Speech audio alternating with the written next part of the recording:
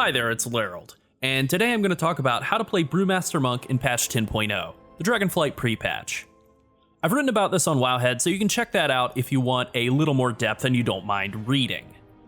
This is mostly about the new talent system, so it's going to overlap with the Dragonflight preview that I will be doing soon. I want this to be more of a guide though, since Blizzard may still change things, and I really want to do more of an in-depth analysis of all the talents once things are a little closer to the expansion release. Before I get into anything else, let me just start by saying I love the redesign. It's really, really good. It's fun, it's strong, you have so many cooldowns. It's great. Brewmaster Monk was already strong in Shadowlands, and it's still strong in Dragonflight, but it's absolutely more fun in Dragonflight than it has been in Shadowlands. I'm very excited. I might be more excited than I've ever been about the state of Brewmaster Monk, even going all the way back to Mists of Pandaria. I don't think that it has been this fun or this good. So now let's jump into the important stuff. We'll start with just, how do you play a Brewmaster Monk? At its most basic element, Brewmaster Monk is a class that focuses on managing ability cooldowns. Lots of classes in WoW use cooldowns, everybody has some sort of abilities that are on cooldown, but Brewmaster Monk is probably the most extreme example among tanks. If you can keep all of your rotational abilities on cooldown basically all the time, and then you use your offensive and defensive cooldowns effectively, you basically are playing the class correctly. Brewmaster now has a huge number of offensive and defensive cooldowns, and the most powerful skills in your core rotation are on short cooldowns as well. So Brewmaster is a spec that's much more concerned with managing time than managing energy or any sort of resource like that, like rage, for example. On top of the excellent offensive and defensive potential that Brewmaster has, it's also extremely mobile and brings really good crowd control utility to a group.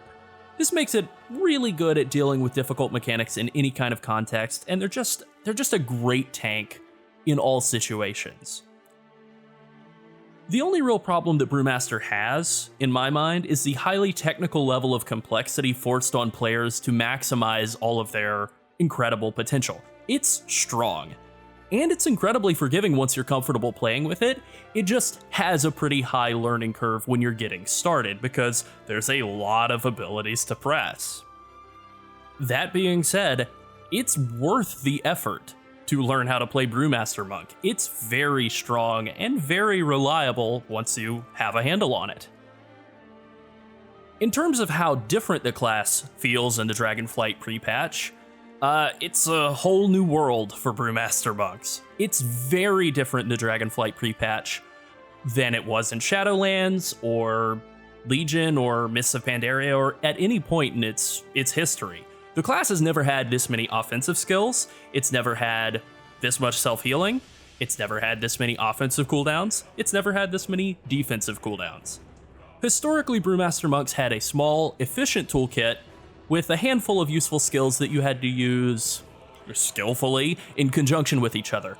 Now it's the exact opposite. You have this huge bag of skills that are all pretty strong, they're all on relatively short cooldowns, and you basically just need to be managing them all in conjunction with one another. And the difference between playing the class perfectly and not perfectly is when you have two abilities that are on cooldown or available at the same time and have cooldowns, you want to use the right one first. That's pretty much it. If you've played Windwalker Monk at any point over the last several expansions and seen how it has, like 11 rotational skills, that's not quite where Brewmaster Monk is now, but it sort of seems like that's the design philosophy that influenced them as they were working on this version of Brewmaster. I never really liked that style of Windwalker, but I have to say, it definitely works for me as Brewmaster. On the rotational front, Brewmasters have gained Rising Sun Kick as a class talent. It hits like a bus.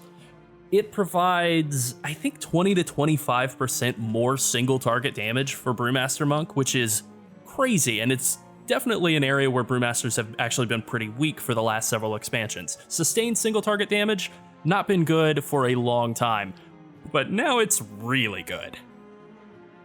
On the subject of weaknesses of the spec, Brewmaster Monks have always had pretty weak self-healing.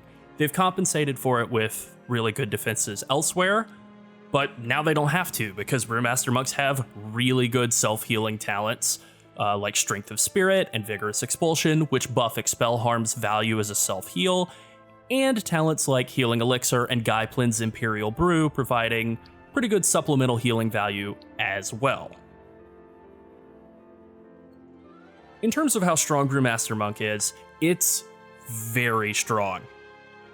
It can be a lot to manage. There's definitely room for growth. I mean, I'm still learning quite a bit about how to play and spec the class even now. But that's a good thing. It means there's a lot of room to play and experience and have more fun with the class.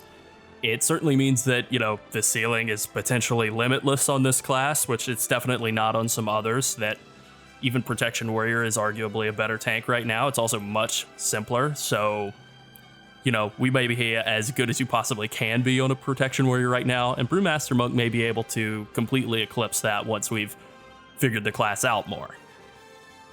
In terms of offensive cooldowns, Shadowlands brought Brewmaster Monks up to a whopping total of 3 offensive cooldowns at a time, which is the most the spec had ever had at once. And I even complained at the time that it was kind of like overloaded. In Dragonflight, Brewmaster Monk now has the ability to have 6 offensive cooldowns at a time. On a tank, it's crazy. You will have to get one of those via Covenant ability during the pre-patch, but that's pretty easy. You just go Kyrian or Necrolord, and then you spec into the others, and there you go.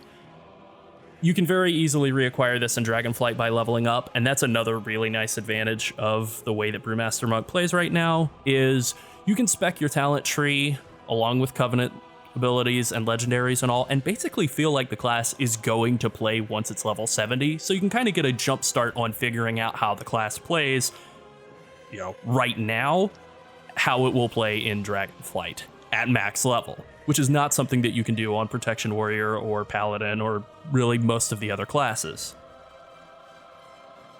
On top of all these awesome offensive cooldowns that are being added, you're also gaining both Dampen Harm and Bob and Weave at the same time, and Diffuse Magic is back from being a Windwalker and Mistweaver only talent for the past several expansions, and you can have that at the same time as those as well.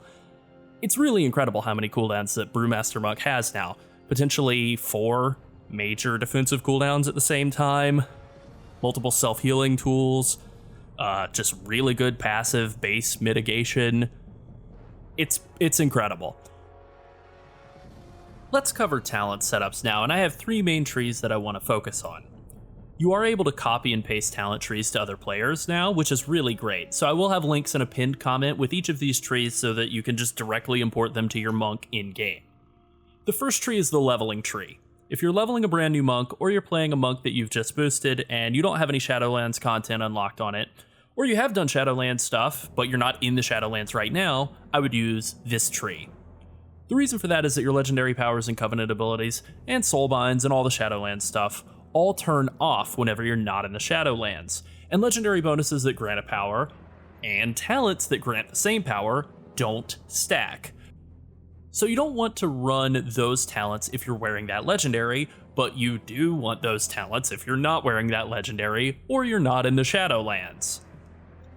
So I'll just emphasize the key talents in this leveling tree very quickly.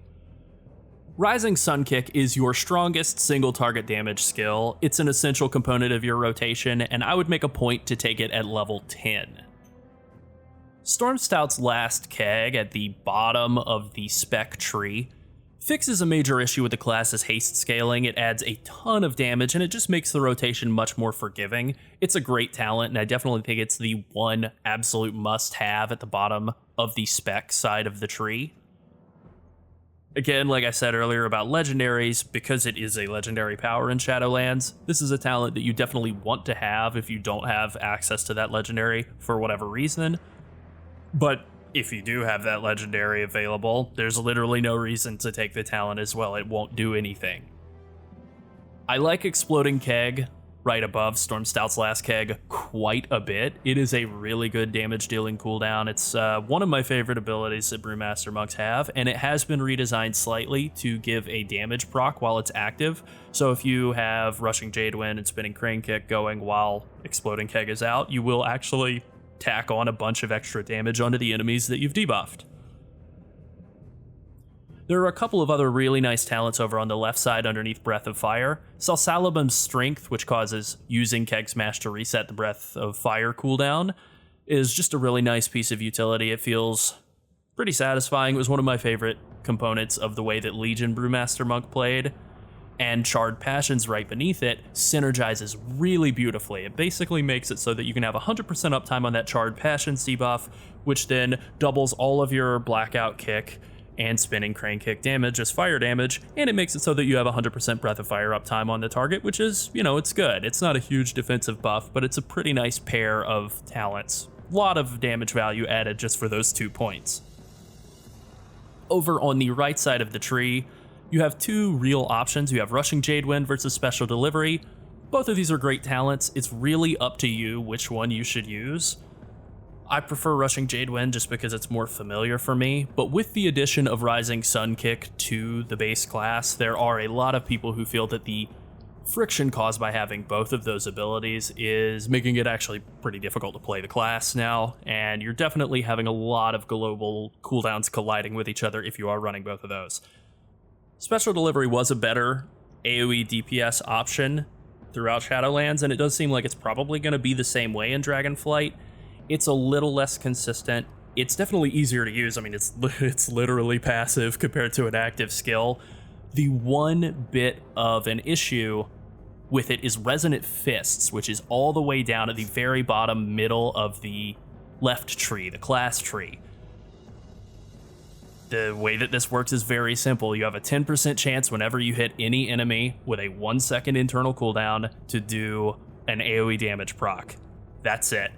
So you have this incentive to always be radiating tons of damage all the time, and Rushing Jadewind really helps with that. You are constantly pulsing damage to everything near you, you are triggering Resonant Fists way more often, and in AoE this adds up to a massive amount of damage over the course of a mythic dungeon run or a ad boss fight or whatever. I think one other thing that I want to point out here is you have the choice of taking Celerity or Chi Torpedo, and then you get Tiger's Lust for free at the top of the tree. So it is possible to get 3 charges of roll and Tiger's Lust all at the same time. It's a little difficult to pick up all of those talents and still get all of the defensive stuff that you want in your toolkit at level 60, but at level 70 it's going to be very easy. Alright, now let's move on to the 2 other trees. We'll start with the Kyrian tree. This build is what I would consider to be the standard setup for Brewmaster Monks taking raid content during the Dragonflight pre-patch. It's intended to be used if you're playing Kyrian. You can use this in Mythic Plus and outdoor content in the Shadowlands, and it'll work just fine. I think both the Kyrian and Necrolord builds will work absolutely fine in any kind of Shadowlands content. There is a little bit of a talent discrepancy between the two, and that basically boils down to how you approach Nizao. If you're playing Kyrian and you're wearing the Kyrian Legendary, you probably want to have all of the talents that synergize with Nizao, just to maximize his value and maximize the value that you're getting out of him out of your Kyrian Legendary. For most people, you are going to probably stick with Kyrian, because if you've been playing Shadowlands the whole time, you probably were Kyrian on your monk. Probably. So, that all kind of lines up nicely. I don't really have a lot else to say about this. I do like being able to take Bone Dust Brew while also having Weapons of Order. It's really nice, but you have to make a decision here to take 2 of the 3 traits down near the bottom of the tree. On the right side, you either have to take Improved Invoke Nizao, or Exploding Keg, or Bone Dust Brew. You can only get 2 of those 3. I think in this case, you probably need to lose Exploding Keg in order to make that happen. You could drop the Improved Invoke Nizao, but that basically renders all of the other Nizao-oriented bonuses very close to worthless, so it's really not worth doing. You're better off dropping one of the other 2. And now here is the Llarold build. As you can see, this goes toward the right once you get near the bottom of the tree. You're picking up Exploding Keg and Weapons of Order. You are going to be Llarold, and you would presumably be wearing the Llarold Legendary, so you're going to have pretty substantial uptime on Bone Dust Brew, which is very nice. You're also going to be getting those nice Llarold stat procs, which is good. You won't be getting any value out of Nizao. That could be bad. Frankly, I've never loved managing Nizao, even when he was doing massive amounts of damage. I still found him pretty irritating, so I actually find this pretty appealing. I probably am going to be playing Llarold personally for most of the difficult content during the pre-patch, but I understand that a lot of people have been playing Kyrian for basically the whole expansion. They don't want to change, and I definitely don't blame them for that. The Brewmaster Monk rotation primarily consists of using all of your offensive cooldowns as much as you can, using Keg Smash, Rising Sun Kick, and Blackout Kick on cooldown, and filling the remaining spaces in your rotation with Breath of Fire, Spinning Crane Kick, and Rushing Jade Wind if you're talented into it. Defensively, you want to use Celestial Brew proactively to mitigate big bursts of damage in raid, or if you're in Mythic Plus, or just whatever really, if your health bar drops low, you want to use it to protect your health bar. Whenever you're tanking and your health drops low, you want to use Expel Harm to heal back up, and it is a pretty strong self-heal now thanks to some really good synergistic talents. And Purifying Brew is still a very good defensive skill that you should use regularly. Ideally, you want to use Purifying Brew every 10 seconds or less on average, and that'll prevent taking a lot of the damage that you stagger. There's a bit of a diminishing return on Purifying Brew. You don't want to kind of spam it, but it's a little hard to. You only have 2 charges, so if you do double tap it, you're then going to be waiting 6, 8, 10 seconds to regenerate another charge. And from that point on, that's basically the cadence you want to go with. If you're tracking your stagger, which is a good thing to do, you can try to immediately purify once your stagger gets high, but honestly, if you're just purifying every 8 seconds or so, that's still pretty good. In terms of how to manage your offensive cooldowns, I'll say just literally try to use them all on cooldown. If you're using Bone Dust Brew, if you have Bone Dust Brew talented or your Llarold or whatever, you want to try to get that up before you're using your other cooldowns, just for that extra damage proc on top of all of your other cooldowns, like Bone Dust Brew, then Exploding Keg. Definitely not the other way around. Now let's very quickly go over stat priority. Item level is going to be the most important thing. Agility is a great stat, so more item level is always a good thing. Having more stamina is good for survival as well. In terms of the priority of secondary stats, versatility is generally the best overall option. Critical Strike is pretty good. It's a little bit behind versatility, but it's also good. And then Mastery and Haste are both fine. If an item is an item level increase, you probably should wear it even if the stats are a little worse.